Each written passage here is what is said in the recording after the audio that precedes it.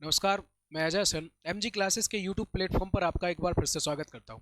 तो जैसा कि हमने पिछला एक वीडियो डाला हुआ था जिसमें आपको इतिहास विषय के कक्षा 12 के या बोर्ड एग्जाम के मैप्स कराए थे, उसमें से मैप्स से काफ़ी ज़्यादा क्वेश्चन हमारे इस एग्ज़ाम में फंसे हुए हैं जो आपका आज का फाइनल एग्ज़ाम हुआ करता था। और आज हम पूरे के पूरे एग्ज़ाम का सॉल्यूशन करने वाले या एग्ज़ाम को करने वाले हैं दोबारा से हल।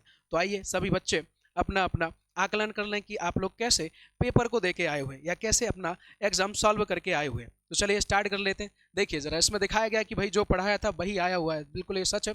हमारे यहाँ पर एमजी क्लासेस में 12th के बच्चों को जितना भी इतिहास विषय में पढ़ाया गया था, इतिहास ही नहीं बल्कि और भी अदर सब्जेक्ट जो पढ़ाए जाते हैं, जैसे इतिहास हो गया, भूगोल हो गया, अर्थशास्त्र हो गया, राजनीति विज्ञान हो गया, इस सारे के सारे विषय में से जितना भी पढ़ाया गया है लगभग सभी बच्चों का उसमें से 95% तक आया हुआ है। अब चूंकि देखिए 100 में 100% आने की तो कोई गारंटी नहीं ले सकता है, परंतु लगभग 95% तक जान किया हुआ है और 90% तक आया हुआ है। चलिए अब स्टार्ट कर लेते हैं। बताऊंगा मैं आपको कि कैसे कौन कौन से प्रश्न रहे हैं, कौन कौन से ऑब्जेक्ट या फिर वस्तुनिष्ठ प्रश्न रहे हैं जो हमने यहाँ पर पढ़े हुए हैं और वही के वही बिल्कुल वहां पर हमें देखने को मिल गए। तो देखिए पहले क्वेश्चन से अपन स्टार्ट कर लेते हैं जिसमें लिखा गया है कि निम्न हड़प्पाई क्षेत्र में मिले साक्ष्यों को पुरातत्वविदों ने गणेशोर जोधपुरा संस्कृति नाम दिया। अब देखो गणेशोर और जोधपुरा संस्कृति, अब जोधपुरा एक नाम और है जोधपुर।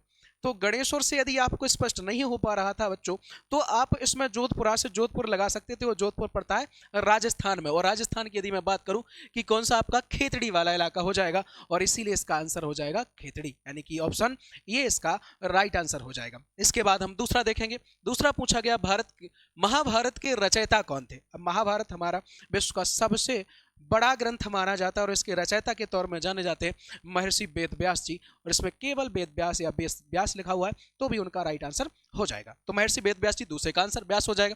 तीसरा, मोहम्मद बिन तुगलक ने दिल्ली का काजी किसे नियुक्त किया था। अब मोहम्मद बिन तुगलक ने दिल्ली का काजी किसे नियुक्त किया था, ये जानने से पहले हम इसका थोड़ा सा टाइम पीरियड पढ़ लेते हैं।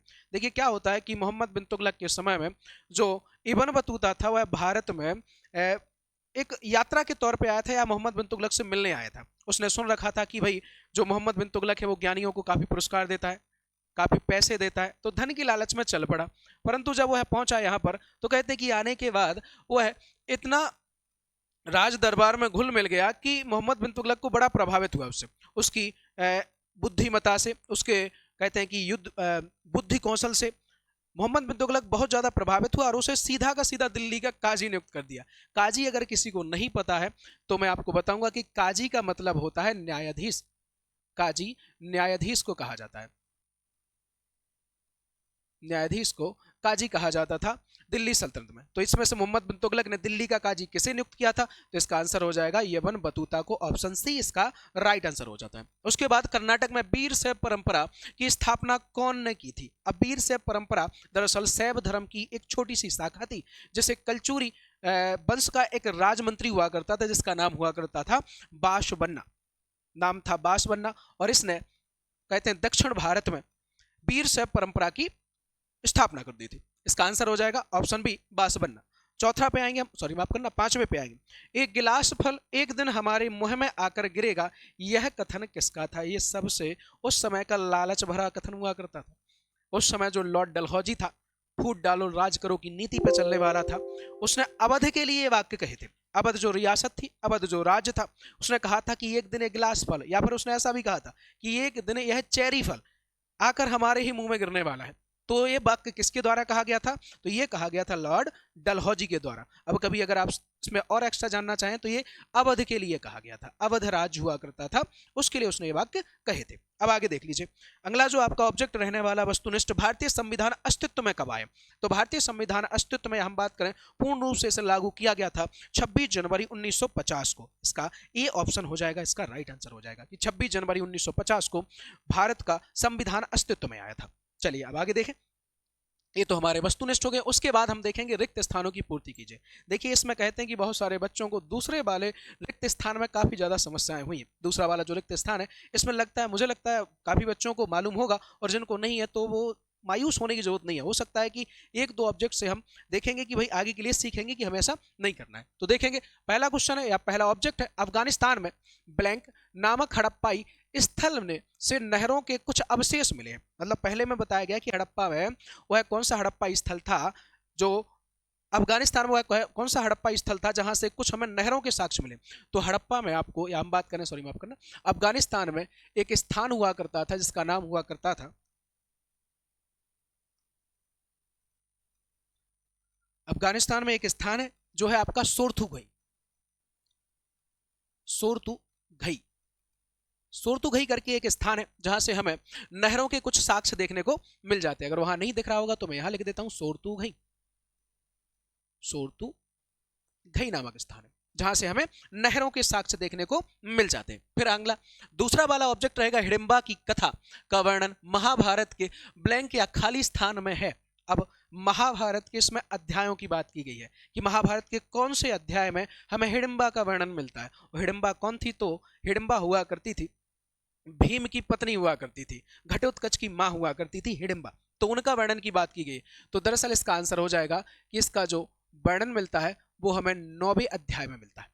कौन से अध्याय मिलता है? या 9वें पर्व बोला जाता है इसको। 9वें पर्व में हमें इसका वर्णन देखने को मिल जाएगा। अगला क्वेश्चन रहेगा आपका, ऋग्वेद का संकलन ईसा पूर्व में किया गया था। अब ऋग्वेद का संकलन ईसा पूर्व में किया गया था, मतलब लगभग 1500 ईसा पूर्व इसका राइट आंसर हो जाता है।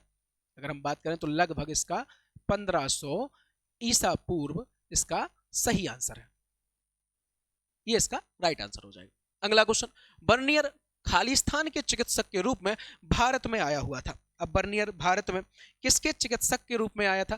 तो इसका आंसर हो जाएगा कि मुगल शासक हुआ करता था एक, जिसका नाम था शाहजहां, और शाहजहां का पुत्र था दारा शिकोह। तो दारा शिकोह के ही अधीन एक चिकित्सक के रूप में यह आया हुआ था। तो मुगल शासक दारा शिकोह,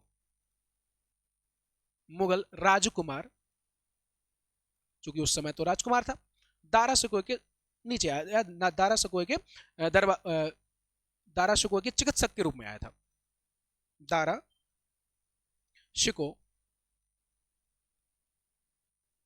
ठीक है, इसका राइट आंसर हो जाएगा। तो दारा शिकोह लगाना अपने को। अगला क्वेश्चन रहेगा कि ब्लैंक को बंगाल की आर्मी की पौधशाला कहा जाता है। अब ब्लैंक से मतलब है कि एक रियासत थी जैसे बंगाल के लिए आर्मी की पौधशाला कहा जाता है। ज्यादातर सैनिक जो भरे जाते थे वो अवध, हम बात करें कि इसका जो राइट आंसर हो जाएगा वो अवध हो जाएगा। तो अवध को आर्मी की या बंगाल आर्मी की पौधशाला कहा जाता है। इसका आंसर हो जाएगा अवध। तो अवध को कहा जाता था। ठीक है, तो ये सभी लोग आकलन कर लीजिए कि आप लोग सही लगा के आए हुए या कोई आपका गलत हो गया या छूट गया। तो आगे देख लो जरा। अब आते हैं अपन निम्नलिखित वाक्यों में से सत्य असत्य बताना है हमको। ट्रू फॉल्स इसमें हमें समझाने हैं कि भाई कौन सा हमारा सत्य था और कौन सा हमारा असत्य हो चुका था। तो पहला क्वेश्चन इसमें दिया गया है कि मेसोपोटामिया के लेख मेलुहा को नाविकों का देश कहते हैं।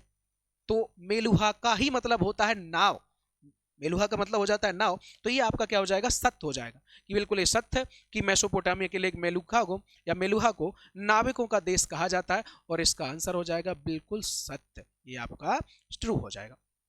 दूसरा क्वेश्चन, जैन परंपरा के अनुसार महावीर से पहले 20 तीर्थंकर हो चुके हैं, ये सत्य है कि असत्य है? तो हम सब जानते हैं कि 24वें नंबर के तीर्थंकर हुआ करते थे महावीर स्वामी, और उनसे पहले कितने हुए? तो 23। तो ये हो जाएगा आपका गलत, यानी कि ये आपका असत्य हो जाएगा। दूसरा आपका क्या हो जाएगा? असत्य, क्योंकि वह कितने नंबर के थे? तो वो हुआ करते थे 23 नंबर के तीर्थंकर हुआ करते थे, 23वें थे, ना कि 24वें हुआ करते थे। आगे देखो, तीसरा रहेगा आपका, मनुकी ने मुगल शहरों को शिविर नगर कहा था। एक इतिहासकार हुआ है मनुकी, ऐसा कहा गया कि भाई मनुकी जो इतिहासकार था, क्या उसने मुगल शहरों को शिविर नगर कहा था? तो ये आपका गलत आंसर हो जाएगा, बिल्कुल असत्य है, असत्य। क्यों? फिर क्या किसने कहा था? तो मनुकी ने नहीं कहा था। इसका आंसर हो जाएगा, अगर सही होता तो इसका राइट आंसर हो जाता आपका क्या? तो बर्नियर, क्योंकि बर्नियर ने कहा था। ठीक है, तो ये क्या है आपका? असत्य है, बर्नियर ने कहा था शिविर नगर मुगल शहरों को। अगला क्वेश्चन, चोल शासक परांतक प्रथम ने कभी सुंदरार की धातु की प्रतिमा बनवाई थी या स्थापित कराई थी? तो इसका आंसर भी हो जाएगा सत्य हो जाएगा। जो आपका चौथे नंबर का वस्तु ने खाली स्थान है, इसका आंसर होगा सत्य, कि हाँ बिल्कुल उसने एक प्रतिमा को बनवाया था। अगला पांचवा देखिए जरा, पांचवा क्वेश्चन पे आई। तो पांचवी रिपोर्ट 1815 में ब्रिटिश संसद में प्रस्तुत की गई थी। तो 1815 में किसी भी प्रकार की रिपोर्ट प्रस्तुत नहीं की गई थी, तो ये आपका आंसर हो जाएगा असत्य हो जाएगा। इसका उत्तर रहेगा कि भाई ये क्या है, ये सत्य नहीं है, ये असत्य है। तो अगर असत्य है तो इसका सत्य क्या होगा, तो सत्य इसकी डेट हो जाएगी 1813, यानी कि 1813 में पांचवी रिपोर्ट ब्रिटिश संसद में प्रस्तुत की गई थी, जिसमें दक्कन दंगे का काफी ज्यादा वर्णन दिया गया था। अब देखिए छठवां वो देख लीजिए जरा, सत्य असत्य। तो संविधान सभा के सदस्यों का चुनाव सार्वभौमिक मत अधिकार के आधार पर नहीं हुआ था, ये सत्य है कि असत्य है, तो इसका आंसर हो जाएगा सत्य, बिल्कुल नहीं हुआ था। क्यों, क्योंकि इनका जो चुनाव किया गया था वो चुनाव किया गया था आपका अप्रत्यक्ष चुनाव, अप्रत्यक्ष चुनाव हुआ था। इसीलिए इसका जो हम उत्तर लगाएंगे वो लगाएंगे कि भाई ये सत्य है। ये जो आपका छठवें नंबर का खाली स्थान था, तो सॉरी माफ करना, सत्य सत्य था, ये आपका सत्य हो जाएगा। चलिए अब आगे देख लेते हैं इसके आगे।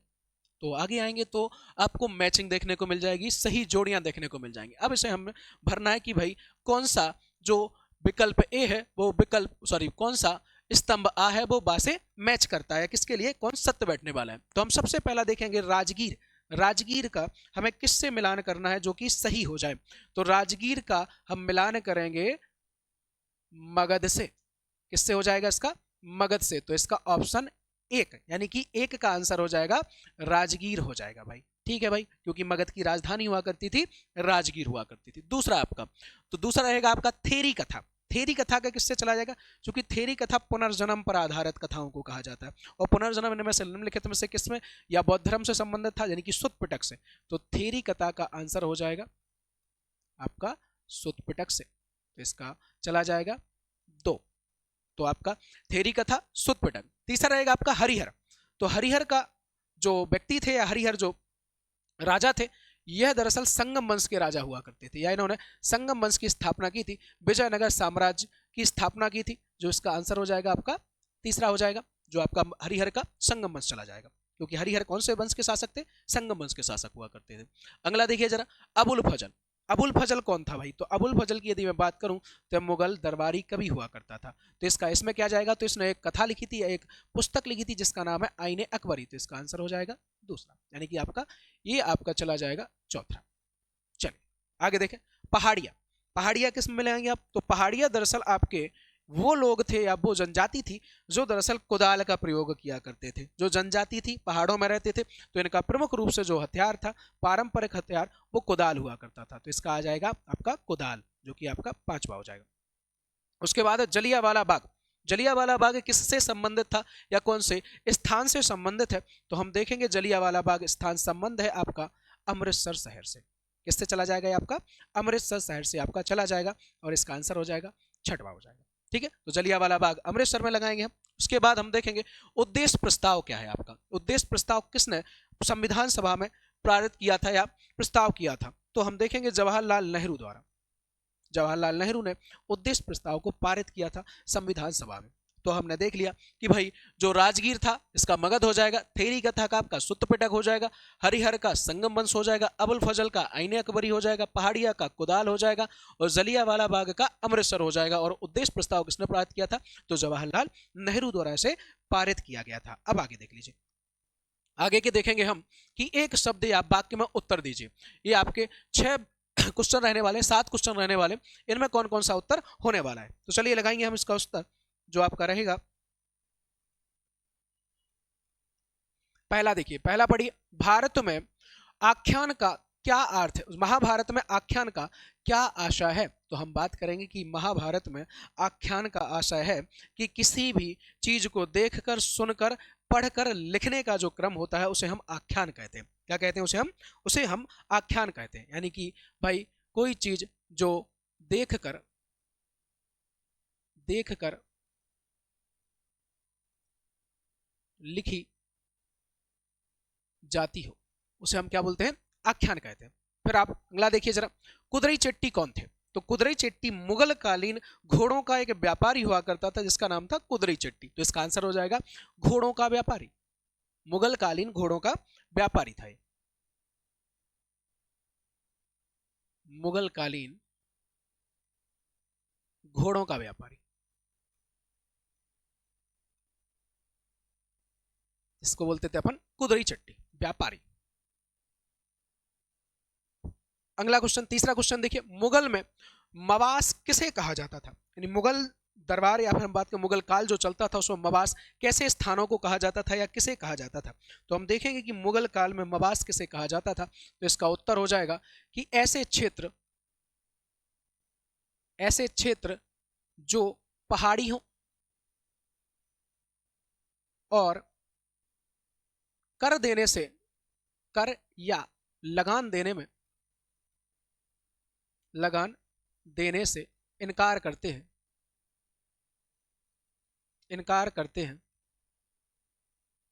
करते थे, उन्हें मवास कहा जाता था।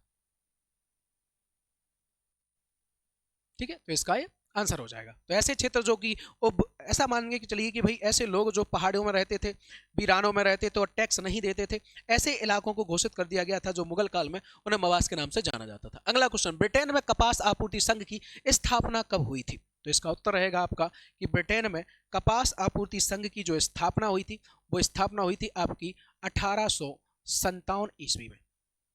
1857 ईस्वी में क्यों हो गई थी?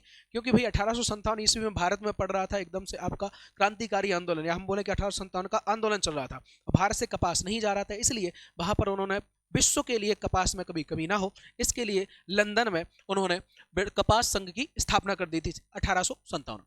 आगे देखें, खूब लड़ी मर्दानी वो तो झांसी वाली रानी थी। ये वाक्य मुझे नहीं लगता किसी भी विद्यार्थी को नहीं आता हो, या मुझे नहीं लगता कि कोई भी नहीं जानता हो कि यह वाक्य किसके लिए प्रयोग होता था। तो यह प्रयोग होता था झांसी की रानी लक्ष्मीबाई के लिए। और ये लिखा किसने है, इसमें यही पूछा गया कि यह किसकी पंक्तियां हैं, तो वो थी सुभद्रा कुमारी चौहान।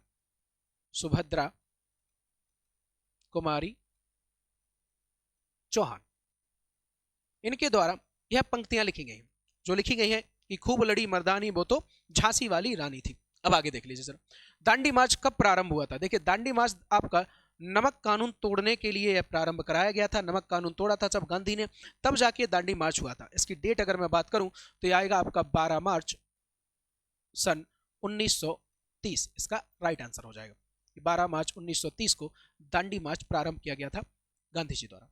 अगला क्वेश्चन देखिए जरा, अंग्रेज तो चले गए मगर शरारत के बीज बो गए। ये वाक्य कहने वाले व्यक्ति हुआ करते थे हमारे लौह पुरुष सरदार वल्लभ भाई पटेल। उन्होंने ऐसे ही तंज कसते हुए भारत में कहा था कि अंग्रेज तो चले गए पर शरारत का बीज बोकर चले गए, या शरारत का बीज बो गए। क्यों? भारत में कई सारे ऐसे लोग थे जो अंग्रेजों की नीति पर चल रहे थे। तो ये आपके वाक्य या कथन कहने वाले व्यक्ति थे सरदार वल्लभ भाई पटेल। सरदार वल्लभ भाई पटेल, इन्होंने यह वाक्य कहे थे। इन्होंने यह कहा था कि भाई अंग्रेज चले गए पर शरारत का बीज हमारे बीच बो के चले गए। अब आगे देख लो जरा, अब आइए जरा, ये देखिए प्रश्न उत्तर आ चुके हैं आपके, ये आपके क्वेश्चन आ चुके हैं जो आपके एग्जाम में आए हुए हैं। इनमें से भी बहुत सारे ऐसे क्वेश्चन रहेंगे जो मैं आपको थोड़ा थोड़ा करके समझा देता हूँ, बता देता हूँ, और इसमें भी आप आकलन कर सकते हैं। क्योंकि हमारा मुख्य जो रहता है सॉल्व कराने का वो आपका वस्तुनिष्ठ प्रश्न, आपका खाली स्थान, आपका जो भी मैचिंग रहता है, या जो भी आपके वन वर्ड वाले रहते हैं, एक शब्द वाले रहते हैं, या इन्हीं को हम सॉल्व करते हैं। इसके अलावा हम थोड़ा बहुत इनकी भी डिटेल आपको बता देते हैं कि कहाँ से कैसा क्वेश्चन इसका बनना था। अगर आपने किया हुआ है तो बहुत अच्छी बात है, आपके सारे सॉल्व करके आए हो तो बहुत अच्छा काम किया है आपने। आगे देखो, हड़प्पा सभ्यता में फायांस बने पात्रों को क्या उपयोग होता था? तो दरअसल फायांस बने हुए पात्रों का आपका लिक्विड को या तरल ले जाने के लिए होता था। इससे तरल ले जाया जाता था, तरल को एक स्थान से दूसरे स्थान पर पहुंचाया जाता था, तरल को एक स्थान से दूसरे स्थान पर भेजा जाता था।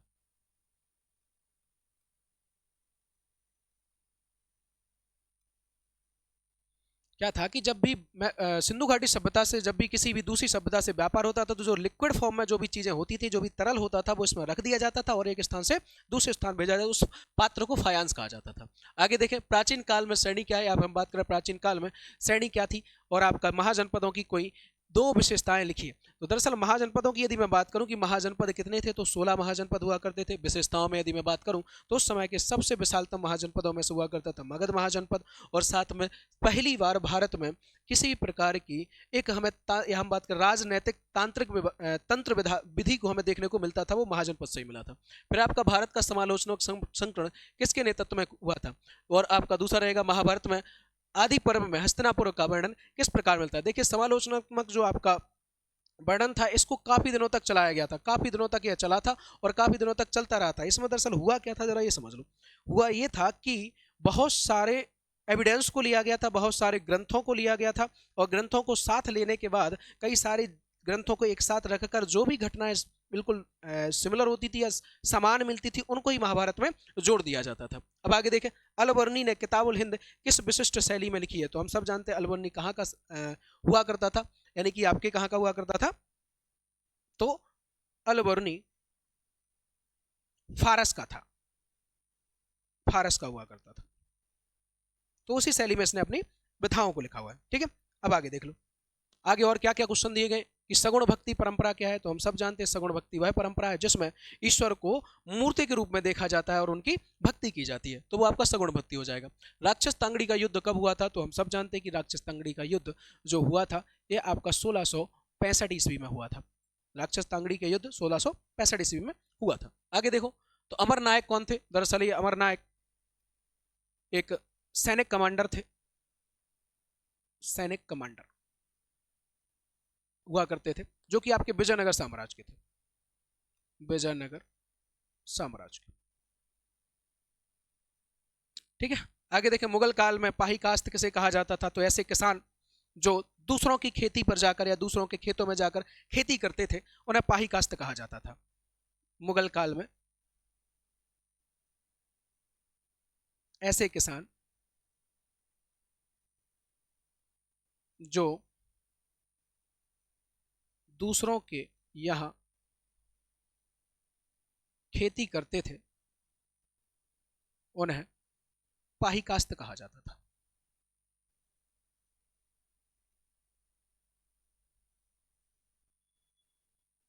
मतलब कि खुद की जमीन नहीं थी पर वो दूसरों के यहाँ जाते थे और खेती करते थे, उन्हें पाही कास्त के रूप में जाना जाता था। ठीक है, आइए जरा आगे देख लेते हैं, संथाल विद्रोह के कोई दो कारण लिखिए। तो हम सब जानते हैं संथाल विद्रोह के दो कारण ये थे कि एक तो ये कि अंग्रेजों ने उनकी सीमाओं को निश्चित कर दिया था, और दूसरा ये कि जितने भी संथाल थे अब वह अपने आप को स्वतंत्र कराना चाह रहे थे अंग्रेजों से। तो ये दो कारण आप इसमें लिख सकते हैं। गांव में जोतदार अधिक प्रभावशाली क्यों थे? तो जोतदार इसलिए अधिक प्रभावशाली थे क्योंकि ज्यादातर जमीन के हिस्से पर इन्हीं का प्रभाव हुआ करता था, इसलिए ज्यादा प्रभावशाली हमें देखने को मिल जाते हैं। ठीक है, अब आगे देख लो जरा। देखिए, गोपाल कृष्ण गोखले गांधी को क्या सलाह दी थी? गोपाल कृष्ण गोखले गांधी जी के राजनीतिक गुरु थे और इन्होंने सलाह दी थी सबसे पहले कि आप राजनीति में जाने से पहले भारत का भ्रमण कीजिए, और तभी यही कारण था कि गांधी जी ने कहते हैं कि पहले भारत का भ्रमण किया, तब जाके फिर उन्होंने राजनीति में भाग लिया था। अब आगे देखो, द्वितीय गोलमेज सम्मेलन किस नतीजे पर क्यों किसी भी नतीजे पर क्यों नहीं पहुंचा? तो द्वितीय गोलमेज सम्मेलन जो आपका 1931 में हुआ था, यह इसलिए भी किसी नतीजे पर नहीं पहुंचा था क्योंकि इसमें से गांधी जी बीच सभा में से उठकर भाग आए थे, क्योंकि पृथक निर्वाचिका की बात होने लग गई थी, इसलिए कोई नतीजे पर नहीं पहुंचा था। संविधान सभा में बी एन राव की क्या भूमिका थी? बी एन राव कहते हैं कि संविधान सभा में एक विशिष्ट व्यक्ति के तौर पर है, इन्होंने सारे के सारे जितने भी संविधान सभा के मसौदा था उस सबको तैयार करने में डॉक्टर भीमराव अम्बेडकर की मदद कराई थी। ठीक है, आगे देख लो जरा। तो और अन्य चीजों की यदि मैं बात करें कि अलवार और नैनार संतों का जाति के प्रति दृष्टिकोण क्या था या वर्णन क्या था? तो अलवार और नैनार संतों का जाति के प्रति कोई रवैया नहीं था, वो मानते थे कि जाति जैसी कोई प्रथा है नहीं, और केवल व्यक्ति एक दूसरे की मदद करता रहे और मानवता की भाव लेकर चले, और इसी को लेकर ही वो अलवार और नैनार दोनों संत अपने को आगे आगे बढ़ा रहे थे और अपने धर्म को बढ़ा रहे थे। अब आगे देखें, मीराबाई भक्ति परंपरा की सुप्रसिद्ध कवयित्री थी, स्पष्ट कीजिए। ये हमें बताने की जरूरत है नहीं, आप सभी जानते हैं कि मीराबाई कृष्ण मार्ग भक्ति की प्रथम और ऐसा कहा जाता है कि सबसे अनन्य भक्तन मानी जाती हैं, और उन्होंने कृष्ण जी को अपने पति के स्वरूप में देखकर इनकी भक्ति की थी। फिर रहेगा आपका विजयनगर के शासकों के द्वारा जल संचरण हेतु किए गए प्रयासों का वर्णन कीजिए। तो विजयनगर शासक में आपके जितने भी शासक हुए उनमें से कृष्णदेवराय सबसे प्रमुख हुआ। इसने तुंगभद्रा नदी के किनारे से कहते हैं कि कई नहरें निकलवाई जो कि गांव के बिल्कुल बीचों बीच जाती थी और राजमहल तक जाती थी, और जल के लिए कहते हैं कि कई सारे हौज निर्माण कराए थे, हौज बनवाए थे, जिससे कि उस समय के जितने भी राज्य में रहने वाले व्यक्ति थे, जितने भी मनुष्य हुआ करते थे, व्यक्ति हुआ करते थे, उन सब के लिए इससे लाभ मिलता था पानी के लिए। फिर आगे देखें जरा हम कि 1857 के विद्रोहियों द्वारा आपसी एकता के लिए क्या प्रयास किए गए थे। अब 1857 की क्रांति जब हो रही थी तो कहते हैं कि विद्रोही थे वो आपस में एक दूसरे से कम्युनिकेशन बनाने के लिए या मिलने जुलने के लिए कई सारे संकेतों का प्रयोग करते थे। संकेत से तात्पर्य कि जैसे कि कह दिया गया कि गांव गांव में जाकर अब रोटियां बांटनी, कमल बांटने। फिर दूसरा रहता कि जहां भी आप जाते हो तो धार्मिक प्रतीकों का प्रयोग करूं। जैसे मान लीजिए कि दक्षिण भारत से यदि मैं महाराष्ट्र से बात करूं कि महाराष्ट्र से जो 1857 की क्रांति में भाग लेने वाले लोग थे उन्होंने ज्यादातर धर्म का प्रतीक को अपनाया। जैसे कि उन्होंने कहा कि भाई कि क्या करना है, कुछ नहीं, अपने को लाल झंडा रखना है। किसी अगर दक्षिण भारत से और भी कोई जाए तो पता चला कि मूर्तियां बांटी गई, भगवान श्री गणेश की मूर्तियां बांटी गई। इस तरीके की धार्मिक प्रतीकता को बढ़ाकर उन्होंने एकजुट होने के प्रयास किए थे। आगे देखें, सांची स्तूप के संरक्षण में भोपाल के बेगमों का क्या योगदान रहा है, इसको स्पष्ट कीजिए। अब सांची का स्तूप आपका बौद्ध धर्म का सबसे प्रसिद्ध और कहते हैं सबसे बड़ा स्तूप माना जाता है भारत में, और इसको संरक्षण देने में योगदान रहा था, ये रहा था भोपाल की शासिका का। एक का नाम था सुल्तान जहां बेगम और एक का नाम हुआ करता था जहांदार बेगम। तो इन दोनों द्वारा बहुत ज्यादा यहाँ पर क्या किया गया था, तो इनके लिए दान दिया गया था सुरक्षा के लिए कि भाई रख रखाव रखा जाए। साथ में यहाँ पर कहते हैं कि अतिथिशाला का निर्माण किया गया। अंग्रेजों ने तो सोच लिया था कि इसको भी लेके जाएंगे अमरावती स्तूप के अनुसार, लेकिन उन्होंने क्या किया था कि इसके लिए कहा था कि भाई आप प्लास्टिक प्रति लेके जाइए और इसका संरक्षण कीजिए, और इसका आपको जो भी स्ट्रक्चर बनाना है, जो भी जानकारी जुटानी है, आप इससे जुटा लीजिए, लेकिन ये स्तूप लेके आप नहीं जा सकते। तो काफी योगदान रहा था उनका। फिर उसके बाद मानचित्र आपका आ जाएगा कि मानचित्र किस प्रकार से बनना रहेगा या किस प्रकार से आपका रहेगा। ये मानचित्र आपका पिछली वीडियो जो मैंने आपको डाली हुई थी उस वीडियो के अनुसार ये सारे के सारे बिंदु मैं आपको बहुत अच्छे से समझा चुका हूँ और बहुत अच्छे से पढ़ा चुका हूँ। देखिए, ये मैंने बताया हुआ है रंगपुर कहाँ पड़ेगा, ये मैंने बताया हुआ है सारनाथ कहाँ पड़ेगा, अमरावती कहाँ पड़ेगा, कानपुर कहाँ पड़ेगा। तो ये सारी चीज़ें हम पिछली वाली वीडियो में मैप के अनुसार पढ़ के आ चुके हैं। इसके अलावा यदि मैं बात करूँ कि अथवा में जो दिए गए इसके और भी पॉइंट हैं, जैसे कालीबंगा, मेरठ, पाटलिपुत्र और नासिक, ये भी हम उसमें आपके बड़े अच्छे तरीके से समझा के आ चुके हैं। और ये आपके दृष्टिबाधित लोगों के लिए रहता है कि जो जो देख नहीं सकते उनके लिए ये आप बोलकर आराम से उनसे क्वेश्चन करा सकते हो। इसी के साथ आपका ये पेपर होता है समाप्त, और आप लोग आंकलन कीजिए, आप देखिए कि आपका कितना आया हुआ है, कितना आपने सही किया है, कितना आप छोड़ के आए हुए हैं। ठीक है, धन्यवाद।